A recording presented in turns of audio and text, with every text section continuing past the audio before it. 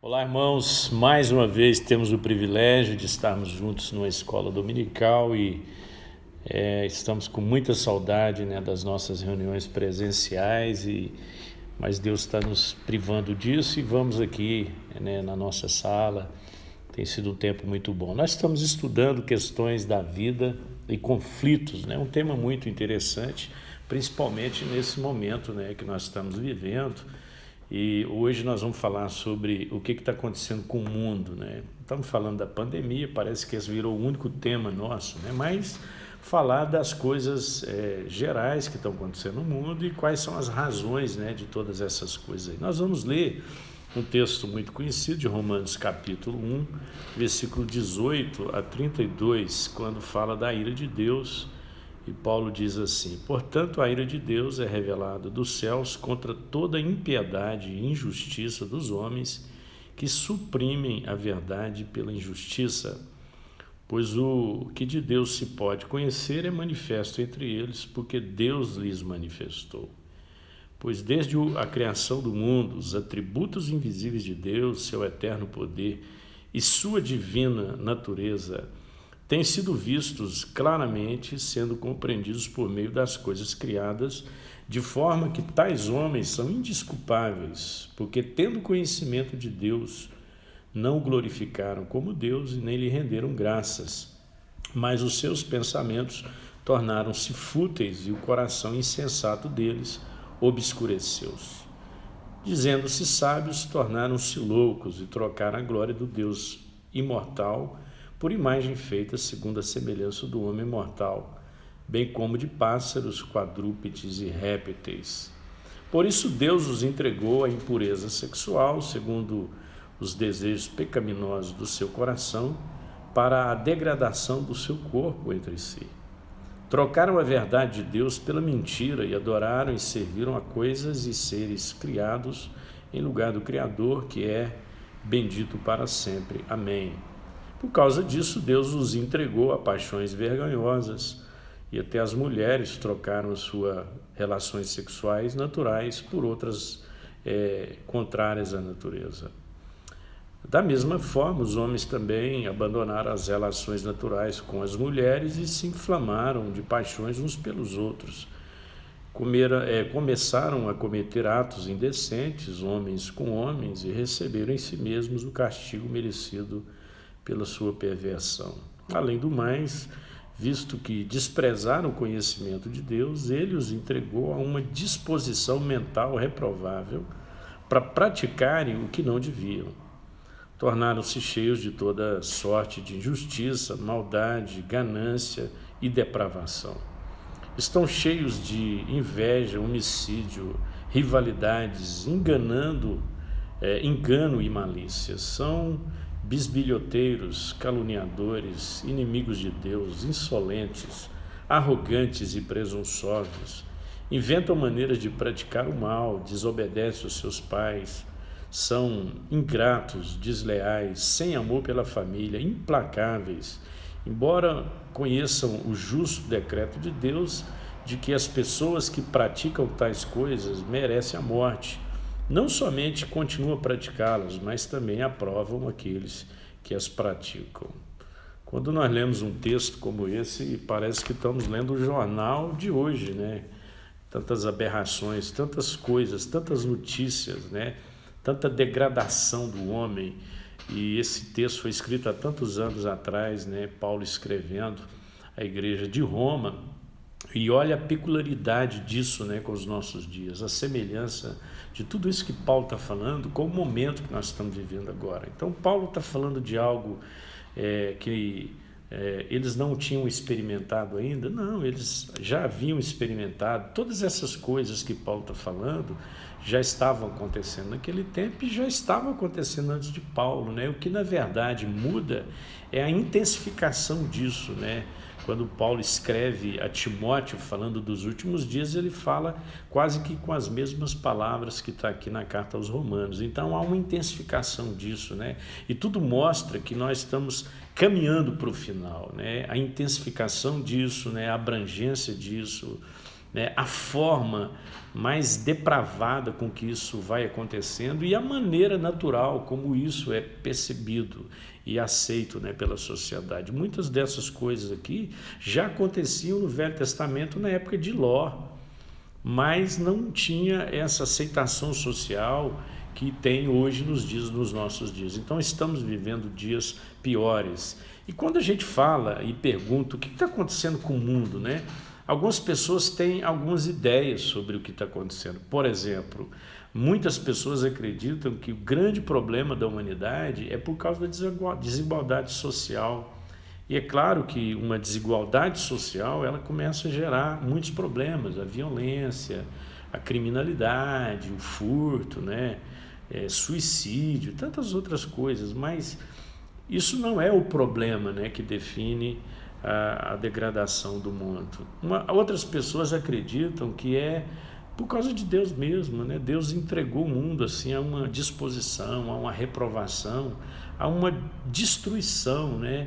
É como se Deus não tivesse nenhuma importância, não se importasse com absolutamente nada que nos acontece. Mas isso não é verdade, né? Quando nós lemos em Romanos, que diz que a ira de Deus se manifestou, a gente sabe que Deus está irado com o homem, mas essa não é a grande razão do mundo estar como ele está. Bom, então se não é totalmente esse desequilíbrio, né, essa desigualdade social, se não é essa entrega que Deus fez, né, essa indiferença divina, né, qual é o problema do mundo? O problema do mundo de hoje é o que sempre foi o problema do mundo, né, que é a própria degradação do homem, né? A Bíblia diz que o problema está no homem. Quando você lê lá em Gênesis capítulo 8, verso 21, o que você encontra porque é mau o desígnio íntimo do homem desde a sua mocidade. Flaubert, né, um filósofo, ele diz o seguinte: o homem nasce bom e a sociedade o corrompe. Mas olha o que Davi diz, né? Davi fala exatamente o contrário. Ele diz: eu nasci em iniquidade e em pecado me concebeu minha mãe. Paulo, nas suas cartas e também na carta aos Romanos, ele vai dizer o seguinte, que o mal habita nele. Ele diz: o mal habita em mim, miserável homem que sou, então o mal habita em mim. Então, irmãos, a gente, para tratar da situação do mundo, da degradação do mundo, nós temos que primeiro entender qual é a origem de tudo isso, e está no pecado, né? Está no coração do homem, né? O coração do homem é maldoso. Nós somos inclinados, né, para o mal. E aqui Paulo vai mostrar sobre alguns pecados, né? Ele vai tratar aqui nesse capítulo 1 da carta aos Romanos. Uma coisa que nós não podemos esquecer, aí falando dessa degradação do homem, a gente não pode esquecer que o primeiro homicídio se deu na primeira família. Um irmão matou o outro. Então, se a gente fica assustado com algumas coisas que acontecem hoje, né, depois de tantos anos de história, tanta coisa acontecendo, imagina lá na primeira família, né, no primeiro casal, você tem um irmão matando o outro por causa da oferta, né, por causa de culto, inclusive. Então, vamos avaliar aqui alguns pontos que Paulo aborda sobre essa degradação do mundo, consequência da degradação do homem. Ele fala primeiro da impiedade. O pecado dos últimos tempos seria a impiedade. E o verso 18 ele fala que a ira de Deus se revela do céu contra toda a impiedade e perversão dos homens.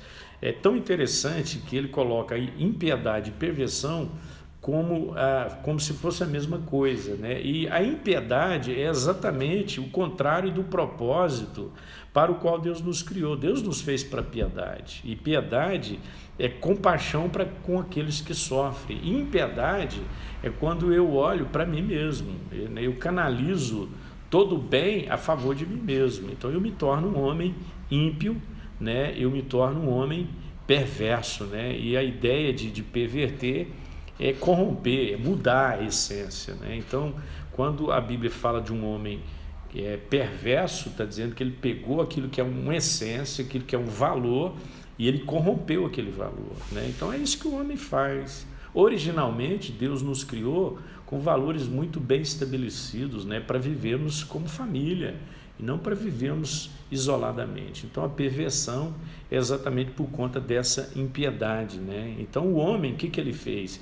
Ele se entregando às suas próprias paixões, ele perdeu a compaixão. Então ele se entregando às paixões, ele perdeu a compaixão. E todas as vezes que nós nos rendemos às nossas próprias paixões, nós não conseguimos ter um coração voltado para a compaixão. A gente é uma geração hoje narcisista, né? É a geração do selfie. O que é o selfie? O que é o narcisista? É o cara que tem um amor pela sua própria imagem, né? Então eu me projeto em mim mesmo. Então um homem que olha só para si, ele se torna um homem ímpio, um homem perverso. E consequentemente vem a injustiça no verso 18, ele diz que detém a verdade pela injustiça. Ele não diz que detém a justiça pela injustiça, é a verdade. É muito interessante isso, né? A gente quase que diariamente nos programas de televisão, nós ouvimos a palavra justiça, né? Aquela mãe que o filho morreu por conta de uma bala perdida, né? E aí ela diz assim, eu quero que faça justiça. E justiça, no contexto que ela está dizendo, é vingança, né? Então muitas vezes nós estamos perdidos na nossa consciência do que realmente é justiça. Jesus disse se a nossa justiça não exceder a dos escribas e fariseus. Os escribas eram os doutores da lei, e os fariseus eram que tinham uma espiritualidade de casca, né, de sepulcro caiado. Então ele disse que a nossa justiça tem que exceder em muito a dos escribas e fariseus. E como que ela vai exceder? A justiça secular é a busca do direito. A gente acha que o limite da justiça é quando eu busco o direito. Só que, à luz da palavra de Deus, justiça não é a busca do direito, é a cessão do direito. É quando eu abro mão do meu próprio direito. Então, esse é o segundo passo, né? A gente não conseguiu dar nem o primeiro passo, irmãos. Nós não estamos nem buscando a justiça a favor do outro. Quanto mais abrir mão do nosso direito, né? Muitas vezes nós temos problemas relacionais por conta do nosso senso de justiça, que não deixa de ser senso de direito, né? O único direito que nós temos é de não ter direito. O Sermão do Monte, quando vai falar de justiça, ele diz: bem-aventurado os que têm sede e fome de justiça. Então percebe que ele coloca a justiça como uma coisa essencial, né? Assim como a comer e beber é essencial para a vida, né? Não é opcional, eu tenho que comer e beber. Ele está dizendo que a minha justiça, bem-aventurados que têm fome e sede de justiça. Então a justiça é algo essencial, não é algo que eu vou optar em fazer ou não, é algo que faz parte da vida. Terceira coisa é a ingratidão, né? Nessa mesma linha de pensamento, Paulo chega no verso 21 e diz: portanto, tendo conhecimento de Deus, não o glorificaram como Deus e nem lhe deram graças. Irmãos, nós nos preocupamos com tantos pecados, né, que o mundo comete. Tem realmente pecados que têm consequências maiores, mas vou dizer, não tem pecado mais injusto, né? Vamos falar de pecado injusto do que a ingratidão. É quando nós temos um coração ingrato, né? Todos os homens têm de alguma forma algum tipo de conhecimento de Deus através das coisas que Deus criou, né? A própria natureza, né? O salmista diz que os céus proclamam a glória de Deus e o firmamento anuncia as obras das suas mãos. Então todo dia a natureza revela Deus, né? Um dia discursa outro dia, uma noite traz revelação a outra noite, né? Então Deus se revela, os atributos invisíveis de Deus, tudo está aí para mostrar quem Deus é. E muitas vezes nós somos tomados pela ingratidão. O povo de Israel cometeu o pecado da ingratidão. O Salmo 95 vai dizer exatamente isso, né? Esse termo é tão pesado. Versículo 10, Deus diz: durante 40 anos eu fiquei irado contra aquela geração e disse: eles são um povo de coração ingrato, não reconheceram os meus caminhos. Bom, vou falar, a ingratidão é um dos pecados mais sutis da nossa vida. É aquele tipo de pecado que muitas vezes nós cometemos sem perceber. Pode ser através de palavras, de pensamentos ou das nossas ações, né? Paulo vai falar a Timóteo na sua carta, dizendo: nos últimos dias os homens serão ingratos. Esse é um pecado que aparece na mais tenra idade, né? Lembro quando criança, alguém ia nos visitar e levava um presente, e aí pra gente, né, que era criança, a gente pegava o presente, virava as costas, saía correndo, a mamãe falava: opa, pera, qual que é a palavrinha mágica? A palavrinha mágica era obrigado. Como nós temos dificuldade de agradecer. Quantas coisas, irmãos, Deus tem nos dado, e muitas vezes, à semelhança do mundo, nós somos ingratos, nós ficamos olhando para as coisas que não estão dando certo, para os problemas que estão nos afligindo, e muitas vezes tantas coisas lindas e maravilhosas que Deus tem feito e nós não estamos percebendo, e nós não estamos agradecendo a Deus por isso.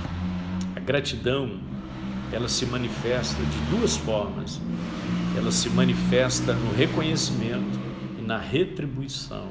Reconhecimento e retribuição.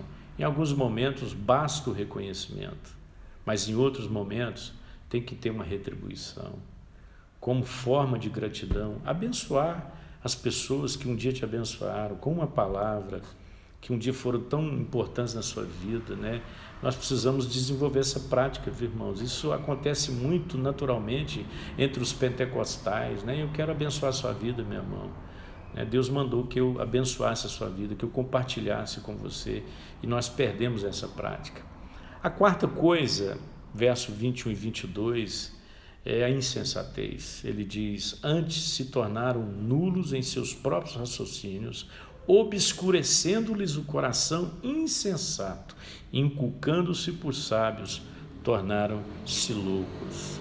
O que Paulo está dizendo aqui? Que algumas pessoas, elas anularam a sua faculdade mental de ponderar as coisas, e elas começaram a pensar que eram sábias e se tornaram loucas.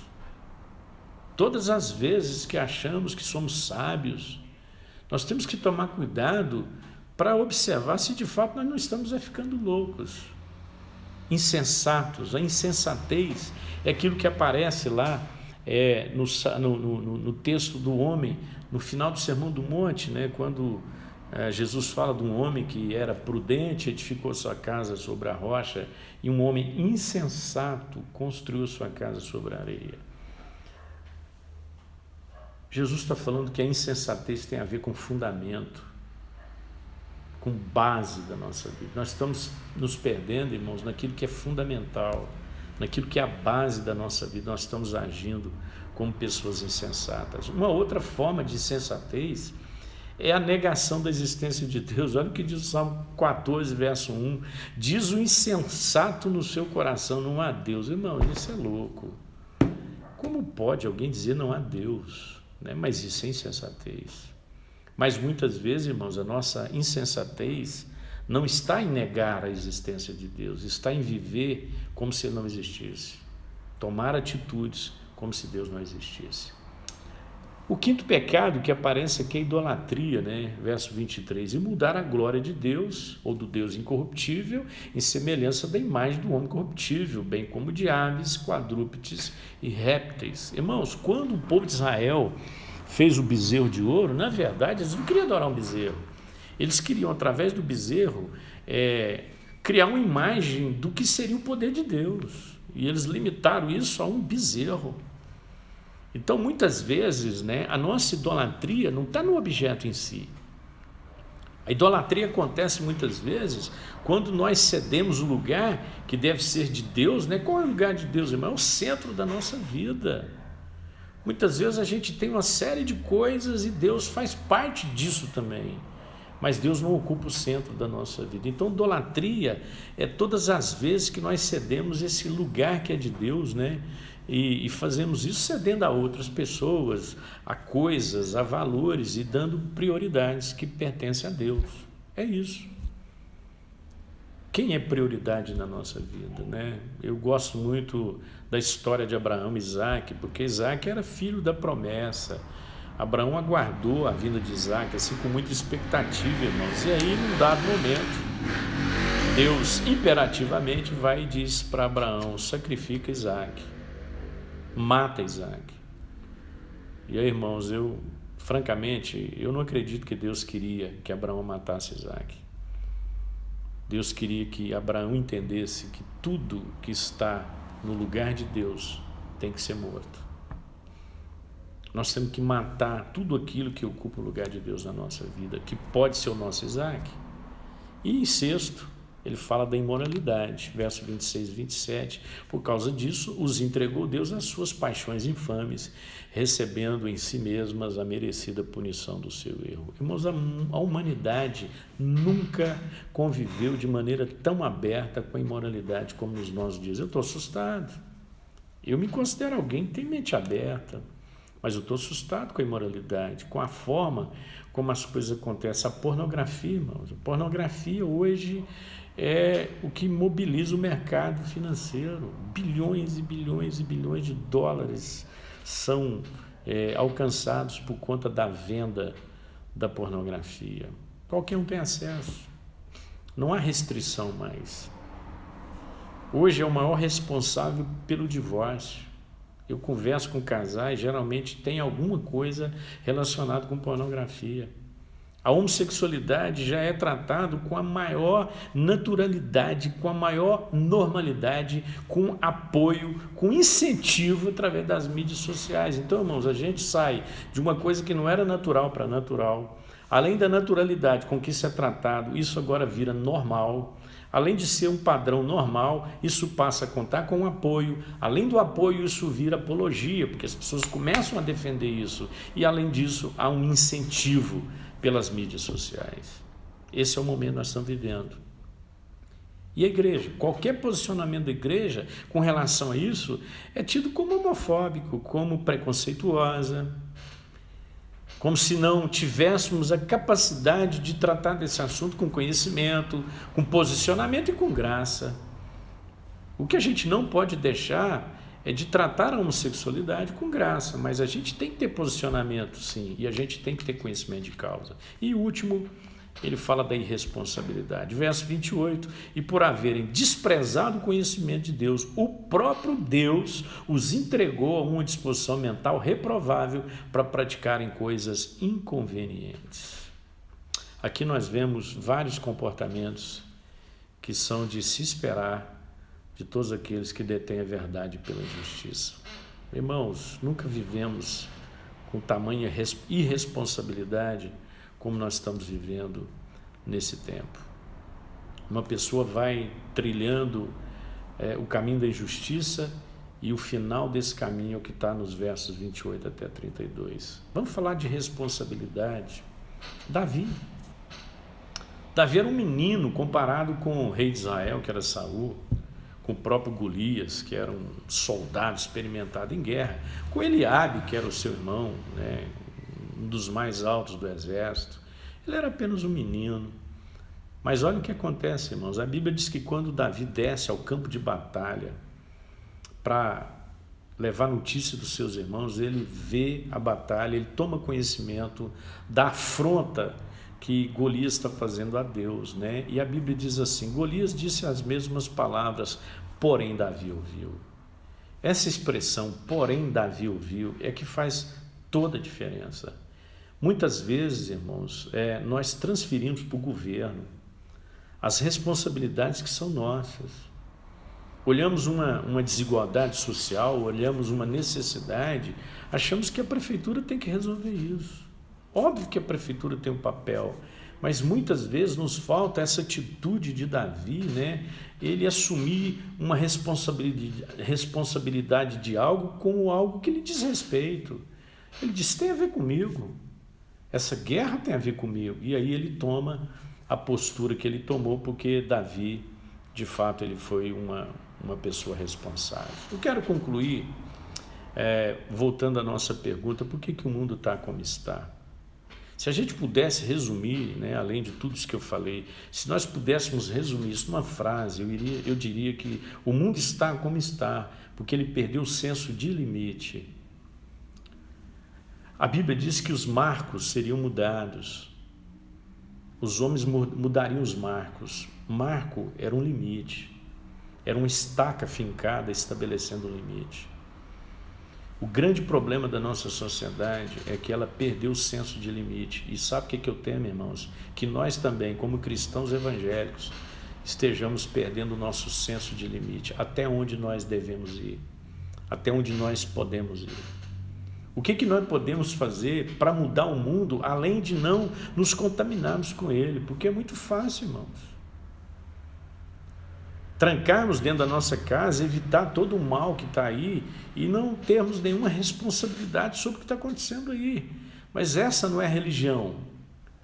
A religião pura e sem mácula, ela se desdobra em duas vertentes, né? Visitar os órfãos e viúvas, ou seja, assistir os necessitados e viver incontaminável do mundo.